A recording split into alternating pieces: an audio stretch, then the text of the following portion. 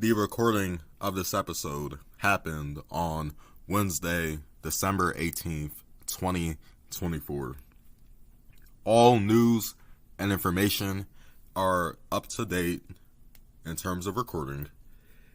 Wanted to make that known in case I sprinkle anything off script within my work week last week.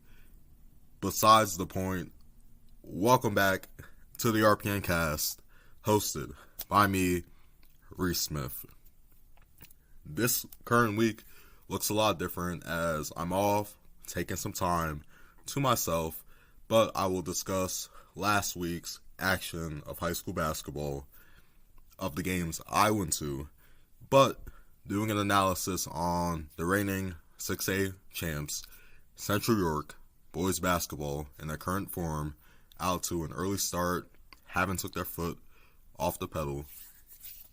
And also, Altoona girls basketball, who are now 5-2 on the season, and have gone up to a great start as well. I don't want to waste y'all time. Let's get into it.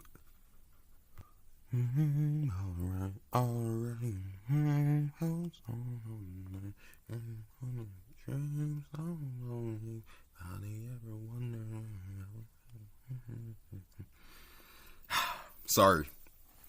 Had to hum a bit of Lupe Fiasco's Show Goes On.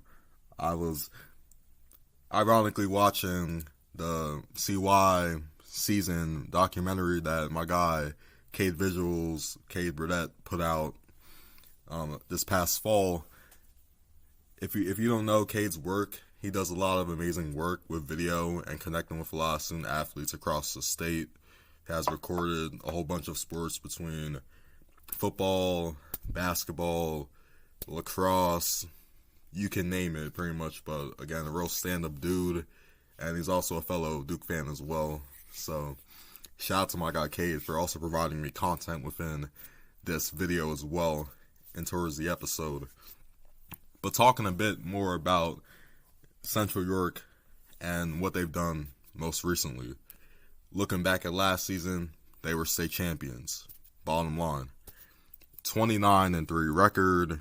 They won their York Adams League Division I title. They also won the conference championship, beating York Suburban mid-February. In districts, they lost in the quarterfinals, the Elite Eight Round 2. Division foe, Red Lion, who featured Penn State's Joe Sodora last year. A bit of an uncharacteristic loss. They didn't have energy the entire game. And some malfunctions down the line costed them. But teams can easily be shattered by those results. In CY's eyes, it didn't let them bother them in a way. And they took it personally. Going through the state tournament, they were pretty much putting belt to ass towards a lot of teams. They looked more focused up. Everyone was taking care of their assignments. Everyone was into their role. And they went throughout states pretty flawlessly. Now, they had to also run into a real hot Reading team in the Final Four. They took care of them. Their first game they played them in at the beginning of last season. But again, Reading was a brand new team by that playoffs, but they took care of them pretty evenly.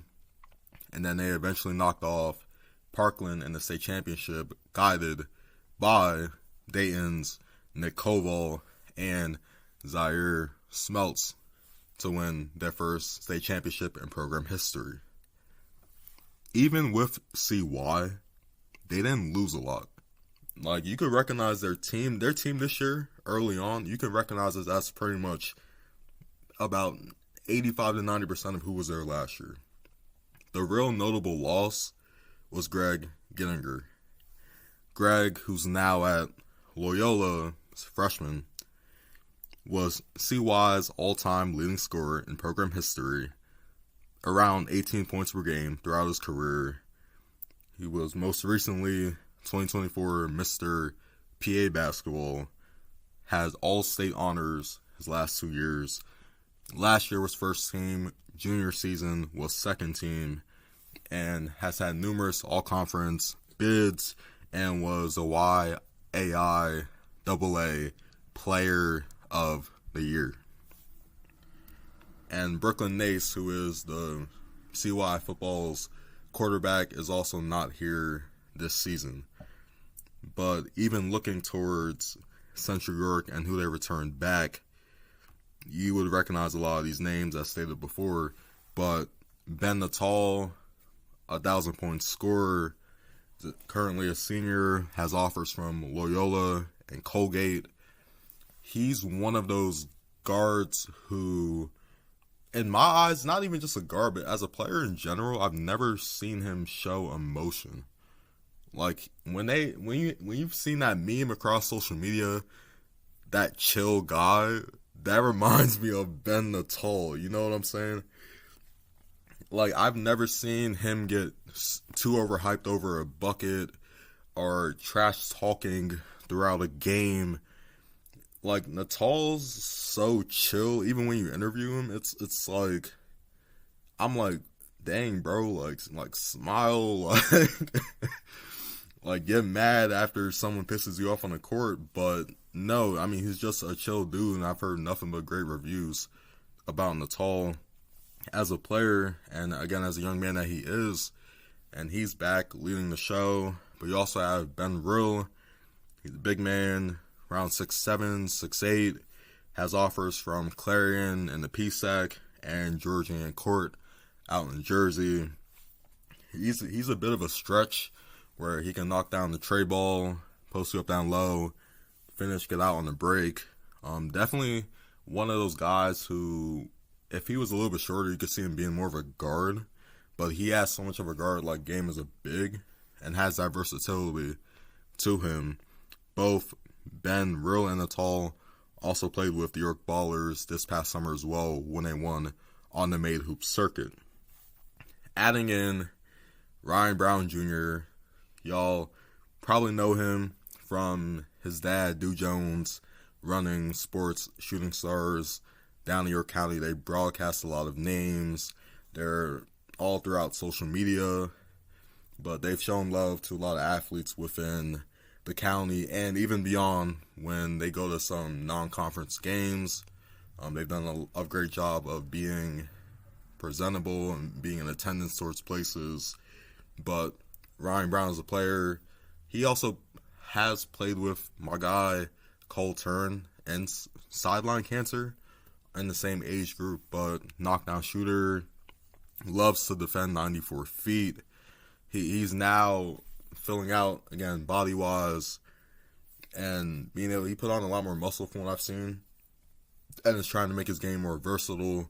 But I've loved the improvement I've seen out of him this early in the season, and looking more hungrier, and now he's growing more as a scorer, getting into the double figures range, night in, night out, but has done a real good job with knowing his role, especially at CY.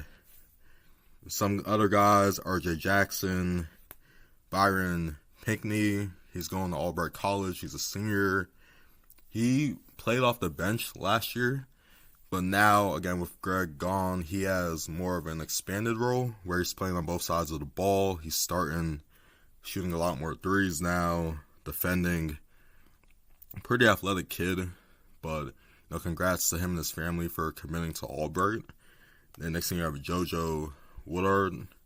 He is going to Penn College. He also played with the York Ballers this past summer as well. Two-way dude. He likes to get to the rack a lot from what I've seen, but pretty athletic kid. CY's full of athletes. You also have Doug Layer Jr., two-way guy. Definitely is more of a lead guard facilitator type from what I've seen at CY.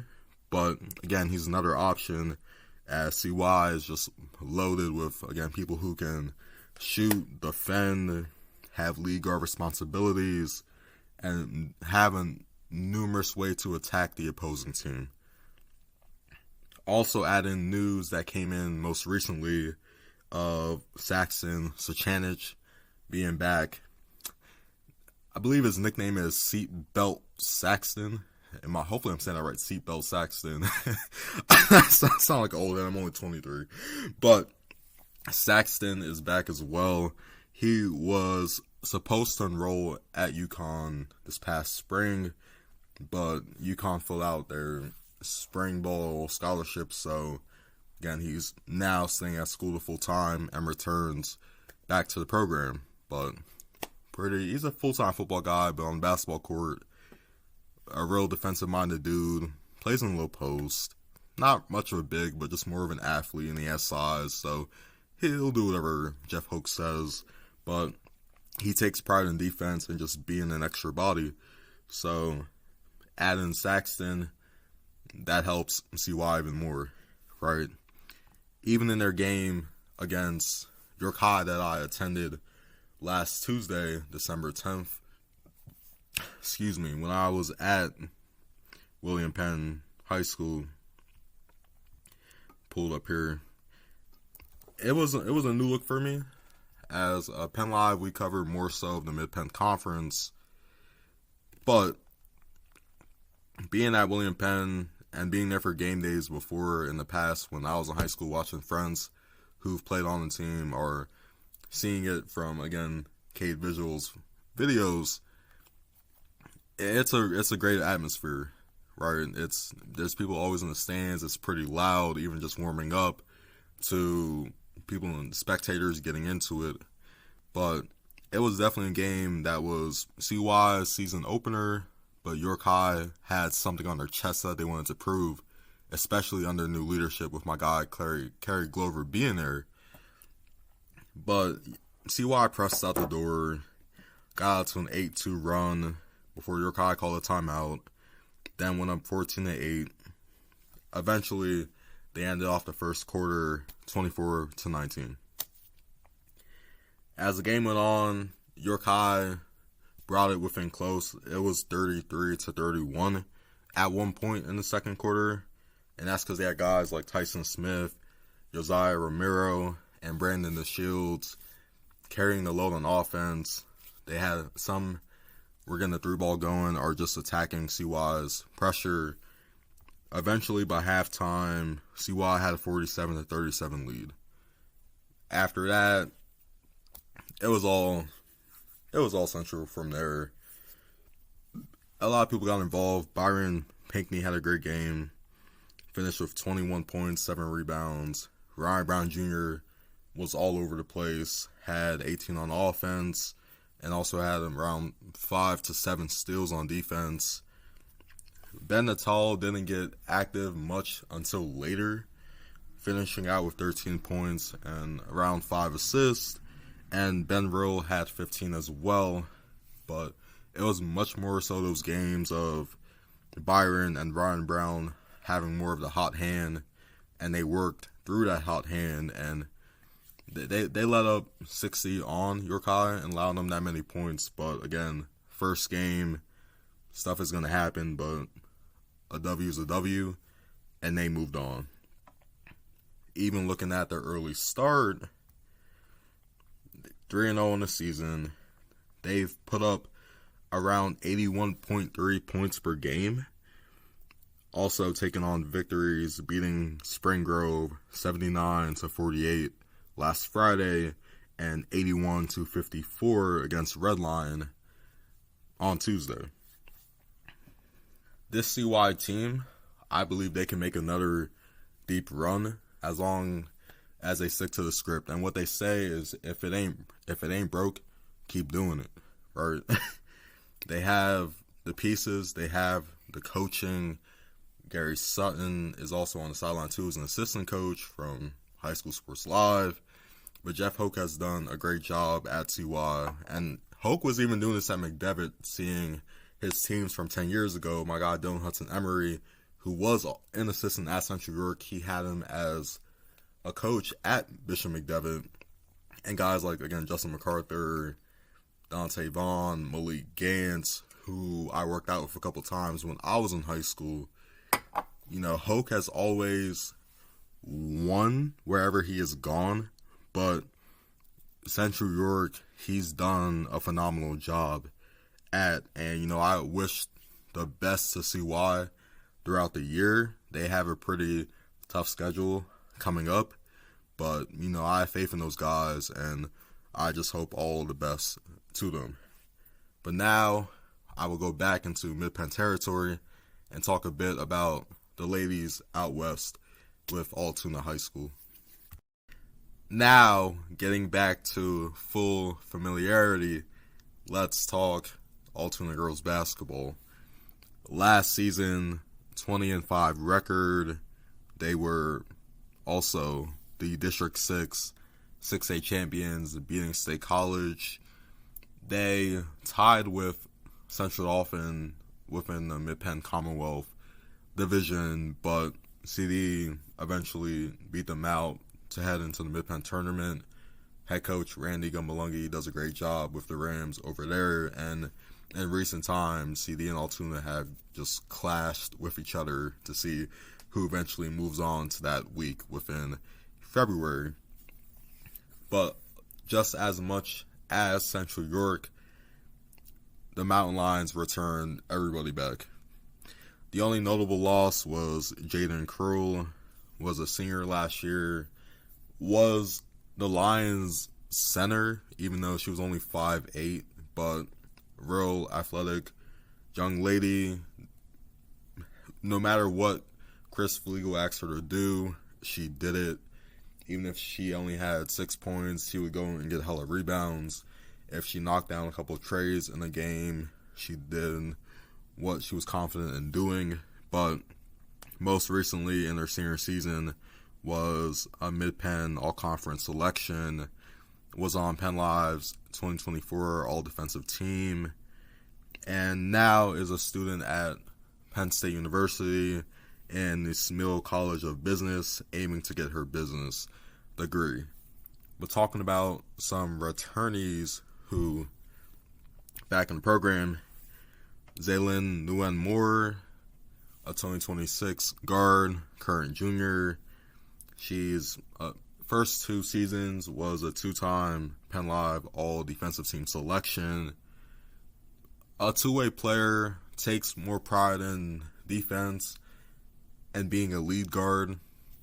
At times, I have to get on her to score a bit more, but that's one of the most unselfish players I have ever encountered, as she'd rather look for a better shot than her own shot. It's very rare to hear that from younger people, especially in the basketball sphere of youth sports. But Zaylin is a real unselfish but accomplished person, as that has led her to opportunities in recruiting, as she has offers from the University of Delaware and St. Francis University at the mid-major level. Then you have Milena Iyer, Shippensburg commit, will join Christy Turn and crew next year. She is a senior, 2025. To me, she's always been known as a shot creator. She can shoot the 3-ball, she can get to her mid-range and attack girls off the dribble, and her defense has improved a whole lot more within the last couple of years. She most recently came off a fatal accident that happened this past fall. I won't get into details, but she's now back 100% moving and looks like she has not skipped a beat.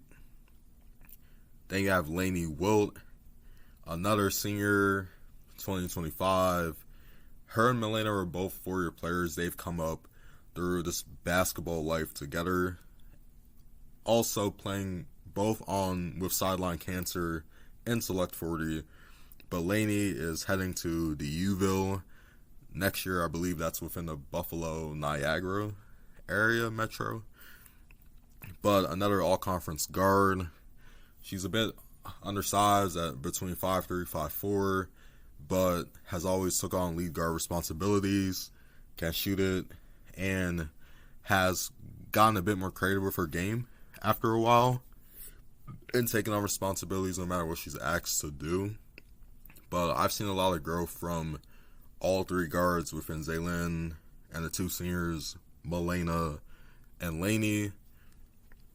Also, add in another returner, sophomore, Milena's younger sister, Raylyn Iyer.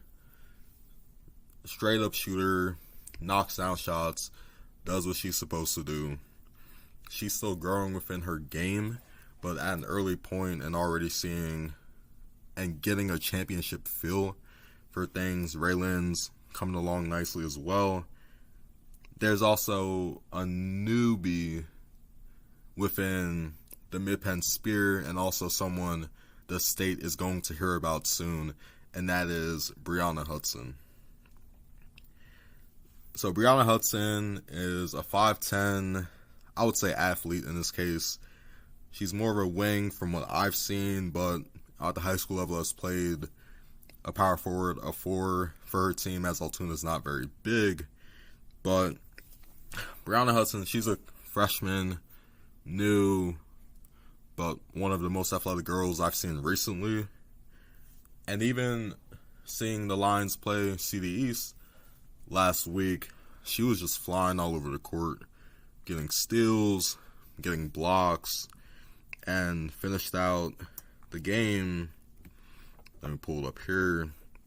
I know she finished out the game in double figures. I believe she had a double-double. I'll have to look back at my stat book real quick. Okay, here we go.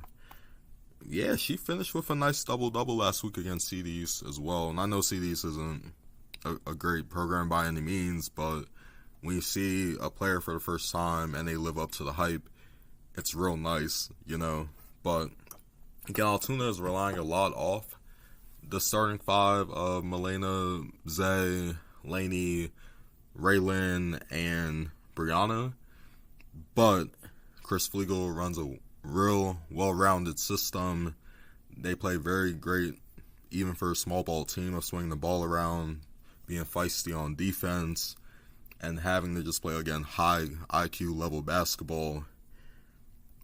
And this is pretty much describes how they played the Panthers last week. So I rolled up to East High School to see East and Altoona.